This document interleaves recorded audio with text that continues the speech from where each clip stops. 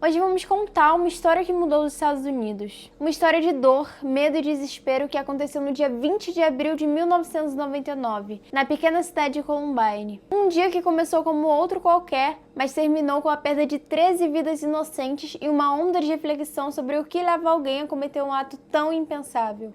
Oi, eu me chamo Eduarda e sejam bem-vindos a mais um vídeo. Nesse vídeo vamos falar sobre o massacre de Columbine. Eric Harris nasceu no dia 9 de abril de 1981, no Kansas. Filho mais velho de uma família americana de classe média, ele parecia à primeira vista ter tudo o que poderia desejar. Os seus pais, Wayne e Kate, eram bem atenciosos e a família parecia ser estável. No entanto, conforme o Eric foi crescendo, algo dentro dele começou a mudar. Ele se tornou uma criança inteligente, mas ao mesmo tempo manipuladora. E desde cedo ele mostrava uma habilidade perturbadora de mentir e enganar os outros. Os problemas começaram a se intensificar quando sua família se mudou para o Colorado. O Eric começou a desenvolver comportamentos cada vez mais agressivos. Embora fosse descrito como uma criança brilhante, ele também cultivava uma frustração profunda com o mundo à sua volta. Aparentemente, o que parecia uma vida comum escondia um crescente desdém pela sociedade. O Eric nunca foi um aluno popular. As amizades eram raras e ele se sentia constantemente deslocado. A sua raiva começou a crescer com o tempo e aos 12 anos, o Eric começou a se afastar ainda mais de seus colegas, preferindo a companhia de suas próprias ideias perturbadoras. Ele não via as outras crianças como amigos, mas sim como adversários. E isso acabou alimentando a sua obsessão por poder. Ele começou a se sentir ainda mais incompreendido e a internet se tornou uma válvula de escape, onde ele expressava seus pensamentos mais sombrios.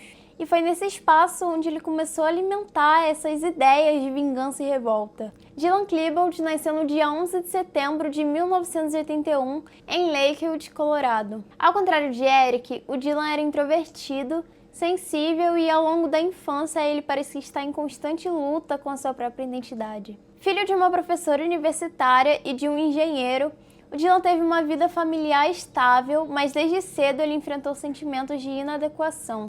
Ele lutava com um tipo diferente de dor, uma dor emocional, uma sensação constante de não pertencimento. Dylan tinha um coração mais melancólico, mais sombrio, e não conseguia lidar com o isolamento que tinha na escola. Ele frequentemente se via excluído, mas não apenas pelos outros alunos, mas também pela sua própria incapacidade de se encaixar. A depressão, o bullying e o sentimento de ser invisível foram os pilares da sua juventude. Durante seus anos de ensino médio, a solidão de Dylan foi se intensificando. Ele se tornou alvo de bullying constante, uma dor silenciosa que não foi percebida por muitos. E o seu sofrimento foi se tornando mais agudo com o tempo. E o que parecia uma normalidade de adolescente começou a se transformar em um presságio de angústia. Dylan se sentia pequeno e desimportante, e a sua amizade com Eric se tornou uma fuga. Eric, com seu comportamento mais audacioso e as suas ideias mais agressivas, ofereceu a Dylan uma forma de pertencimento e de poder. E foi assim que a dupla começou a traçar um caminho juntos. Um caminho sombrio, regado de frustrações e rancores. A amizade de Eric e Dylan não era apenas uma amizade comum.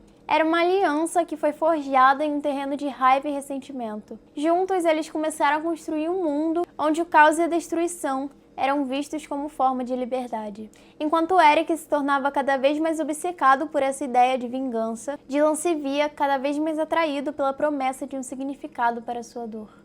Enquanto Eric acreditava que ele poderia ser o mestre do seu próprio destino, Dylan, um tanto mais passivo, seguia Eric com a esperança de que a raiva que eles compartilhavam poderia de alguma forma aliviar sua dor pessoal. Então, nos meses que antecederam o massacre, Eric e Dylan começaram a planejar cada detalhe do que seria o maior ataque a uma escola americana até então. Eles estavam obcecados com a ideia de criar uma carnificina, algo que fizesse o mundo parar, e algo que deixasse uma marca eterna.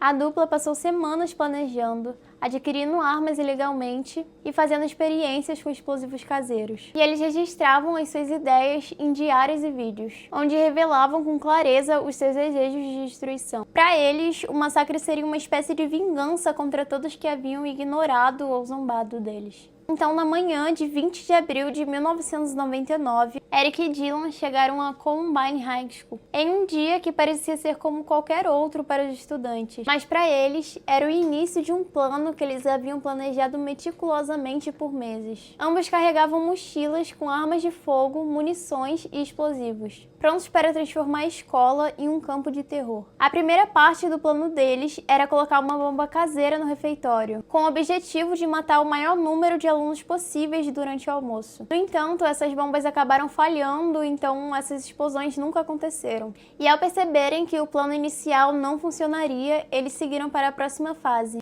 abrir fogo contra qualquer pessoa que eles encontrassem pela frente. O ataque começou logo após as 11h10, quando eles dispararam contra vários estudantes no estacionamento da escola. A primeira vítima fatal foi Rachel Scott, de 17 anos. Ela estava sentada em um banco almoçando com um amigo, quando Eric se aproximou e disparou diretamente contra ela, matando-a instantaneamente. Richard, que estava ao lado de Rachel, foi baleado também, mas ele sobreviveu, embora gravemente ferido. Após esses primeiros disparos, os atiradores seguiram atacando qualquer estudante que vissem, enquanto os alunos corriam desesperadamente para tentar fugir, e o som dos tiros ecoavam pelos corredores e pelo pátio, espalhando pânico por toda a escola. Muitos alunos, ao ouvirem os disparos, entraram em pânico e correram em busca de abrigo. Outros se esconderam em salas de aula ou foram para o vestiário, enquanto o caos tomava conta do campus. Depois dos primeiros ataques no estacionamento, os atiradores seguiram em direção ao interior da escola. Entraram no prédio através da porta norte no segundo andar, e de lá começaram a disparar contra os alunos nos corredores. As primeiras salas de aula a serem atingidas foram do lado oeste do edifício, onde estavam estudantes em plena aula. Em uma dessas salas, o estudante Brian Anderson foi atingido no ombro, mas ele conseguiu escapar. Ao ouvir os disparos, ele e outros alunos se refugiaram no vestiário, e mais tarde eles foram resgatados pela polícia. E a situação foi se agravando à medida que os atiradores avançavam no campus. À medida que o tempo passava, os atiradores se moviam com mais precisão, e eles começaram a se concentrar na biblioteca da escola, onde havia cerca de 50 alunos escondidos. No entanto, o ataque se tornou ainda mais violento quando eles conseguiram entrar na biblioteca por volta de 11h30. Eric foi o primeiro a entrar e disparar contra diversos estudantes. Stephen Kernel, de 14 anos, foi o primeiro a ser morto na biblioteca. Cassie Bernal, de 17 anos, também foi baleada enquanto ela estava conversando com uma amiga. De acordo com testemunhas, o Eric se aproximou da Cassie e perguntou se ela acreditava em Deus. E ao receber uma resposta afirmativa, ele disparou contra ela e ela morreu na hora. Logo depois, Lauren, de 18 anos, também foi morta, assim como outras vítimas fatais no local. A violência na biblioteca foi rápida e sem piedade, com os atiradores disparando em qualquer aluno que estivesse visível ou tentando se esconder. As vítimas tentaram se proteger, mas era impossível de escapar. Além das vítimas fatais, vários outros estudantes foram gravemente feridos. Alguns, como Patrick, de 17 anos, foram baleados e ficaram caídos no chão como se estivessem mortos. No entanto, o Patrick sobreviveu milagrosamente. Quando ele foi encontrado pela polícia, ele estava gravemente ferido, mas ele estava consciente. Ele foi levado ao hospital e passou por uma longa recuperação, mas os danos da sua saúde mental foram profundos, assim como de muitos outros sobreviventes. Outros, como Mark Taylor, foram baleados em lugares vitais, mas eles conseguiram sobreviver, embora com sequelas físicas e emocionais. Mark foi atingido nas costas e ele ficou paralisado por um tempo, mas depois se recuperou parcialmente. A recuperação física dos feridos foi um longo processo, mas muitos deles continuam a carregar feridas físicas e emocionais até hoje. E vários estudantes, ao verem seus colegas feridos ou mortos, tentaram fugir de qualquer maneira possível. Alguns conseguiram se esconder em armários ou salas trancadas. A tragédia teve uma das cenas mais dramáticas, quando os policiais chegaram aos prédios e encontraram estudantes feridos, mas também muitos alunos em estados de choque esperando ser resgatados. A polícia foi chamada à escola logo após os primeiros disparos, e as unidades começaram a chegar rapidamente. O primeiro relatório do tiroteio chegou à central de emergência às 11h22. logo após o início do ataque. No entanto, devido à falta de informações precisas sobre a localização dos atiradores e quantos eram, a polícia demorou muito para montar uma estratégia de intervenção. Quando a polícia chegou à escola, o clima era de total incerteza. As primeiras unidades, compostas de policiais locais, não sabiam onde os atiradores estavam e estavam receosos de entrar diretamente no prédio pela possibilidade de mais explosivos. E enquanto isso, os atiradores continuavam se movendo pelo campus e disparando contra qualquer um que cruzasse em seu caminho. Após quase uma hora de terror, os atiradores Eric e Dylan estavam finalmente em um canto da biblioteca. Eles se posicionaram de forma a se proteger, provavelmente cientes que a polícia estava cada vez mais próxima. Sem mais vítimas ao seu redor e sem a chance de escapar, ambos decidiram dar fim às suas vidas. Às meio-dia 8, aproximadamente 50 minutos depois de eles começarem o massacre, Eric e Dylan cometeram suicídio, colocando fim a essa tragédia. Após a morte dos atiradores, a polícia iniciou a evacuação da escola. O resgate dos estudantes e dos professores foi um desafio complexo, pois a escola estava repleta de pessoas em pânico e algumas ainda em estado de choque. O primeiro objetivo das autoridades foi garantir que não havia mais ameaça. Sabendo que os atiradores haviam espalhado diversas bombas pela escola, unidades especializadas, como o esquadrão antibombas, começaram a entrar cuidadosamente na escola para desativar as bombas. Ao mesmo tempo, os policiais e os paramédicos começaram a resgatar os feridos. As equipes de emergência trabalharam incansavelmente para evacuar as vítimas. Muitos dos estudantes feridos foram levados para hospitais próximos. Alguns dos feridos estavam gravemente machucados e foram levados diretamente para as celas de emergência. Como Patrick, que foi baleado na cabeça e entrou em coma, mas ele, após várias cirurgias, sobreviveu. Os policiais também ajudaram a resgatar